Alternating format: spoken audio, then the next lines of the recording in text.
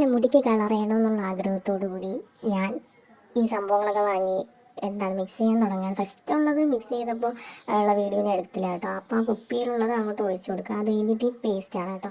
ഈ പേസ്റ്റാണ് നമ്മുടെ കളർ തരുന്നത്.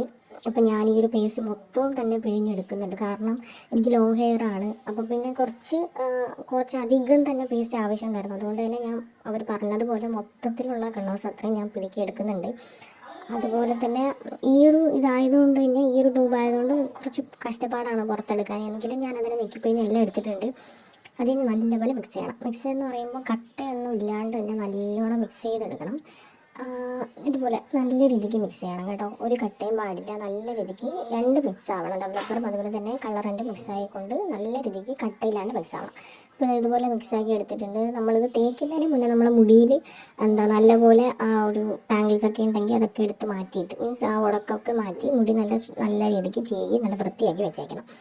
അപ്പം ഞാൻ വിചാരിച്ചതെന്ന് വെച്ചാൽ ഹൈലൈറ്റ് ആയിട്ട് ചെയ്യാമെന്നാണ്. പക്ഷെ എനിക്കിത് തികഞ്ഞിട്ടുണ്ടായിരുന്നില്ല. അപ്പം ഇതിൻ്റെ ഫൈനൽ റിസൾട്ട് എന്താണെന്നുള്ളത് ഞാൻ ലാസ്റ്റ് കാണിക്കുന്നുണ്ട്.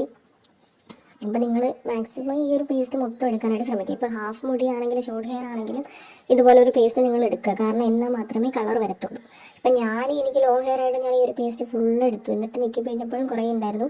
എന്നിട്ട് ഞാൻ അതെല്ലാം എടുത്ത് മിക്സ് ചെയ്ത് റെഡിയാക്കി എടുത്തതാണ്. പക്ഷേ എന്നിട്ടും കൂടെ എൻ്റെ ഹെയറിൽ അപ്ലൈ ചെയ്തപ്പോൾ എനിക്ക് തികഞ്ഞില്ല എന്നുള്ളതാണ്. അപ്പം ഇത് നല്ല രീതിക്ക് വാങ്ങാം. അപ്പം ലോങ് ഹെയർ ഉള്ളവർ 2 പാക്കറ്റൊക്കെ ആണെങ്കിൽ അവർക്ക് നല്ലപോലെ യൂസ് ആക്കാൻ പറ്റും. പിന്നെ ഇതിൽ ലൈറ്റ് ഷെയ്ഡ് മാത്രമേ ഈ ഒരു കളറിൽ കിട്ടത്തുള്ളൂ. നമ്മൾ വിചാരിക്കുന്ന പോലെ ഈ പടത്തിൽ ഈ പിക്ചറിൽ കാണിക്കുന്ന പോലെ അത്രയ്ക്കുള്ള കളറൊന്നും കിട്ടത്തില്ല. ഇതുപോലെ ലൈറ്റ് ഷെയ്ഡായിട്ടേ കിട്ടത്തുള്ളൂ. അപ്പോൾ നല്ല രീതിക്ക് ഞാൻ മിക്സ് ചെയ്യുന്നുണ്ട്. നല്ലപോലെ മിക്സ് ചെയ്യണം. കട്ടയൊന്നും പാടില്ല.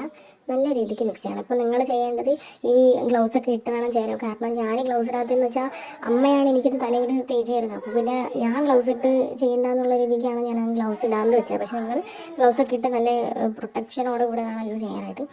അതുപോലെ നല്ല രീതിക്ക് മിക്സ് ചെയ്യണം. കണ്ടോ, ഈ ഒരു കൺസിസ്റ്റൻസിയാണ് വേണ്ടത്.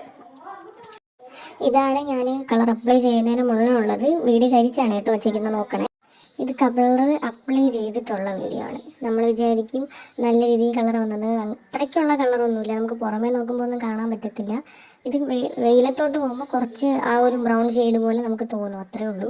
അപ്പം ഞാൻ വിചാരിക്കുന്നത് വെച്ചാൽ 2 പാക്കറ്റ് നമ്മൾ യൂസ് ചെയ്തിരുന്നതാണെങ്കിൽ മേ ബി നല്ല കളർ വരാനുള്ള ചാൻസസ് ഉണ്ട്. കാരണം ഇതെന്ന് വെച്ചാൽ എനിക്ക് ഒരുപാട് കളർ വന്നതായിട്ട് എനിക്ക് തോന്നുന്നില്ല.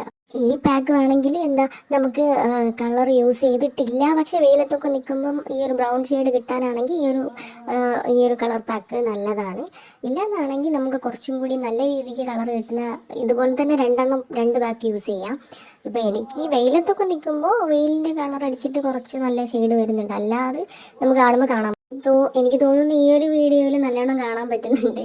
സത്യം പറഞ്ഞാൽ എൻ്റെ മുടി കുറച്ച് ബ്ലാക്ക് ആണ്. പക്ഷേ ഞാൻ ആ കളർ അപ്ലൈ ചെയ്തിട്ട് ഇപ്പോൾ ഞാൻ വെയിലത്താണ് നിൽക്കുന്നത്. പക്ഷെ എന്നിട്ടും ഒരു ചേഞ്ച് ഉള്ളതായിട്ട് എനിക്ക് തോന്നുന്നില്ല. അപ്പോൾ അടപടലം. Okay, bye guys.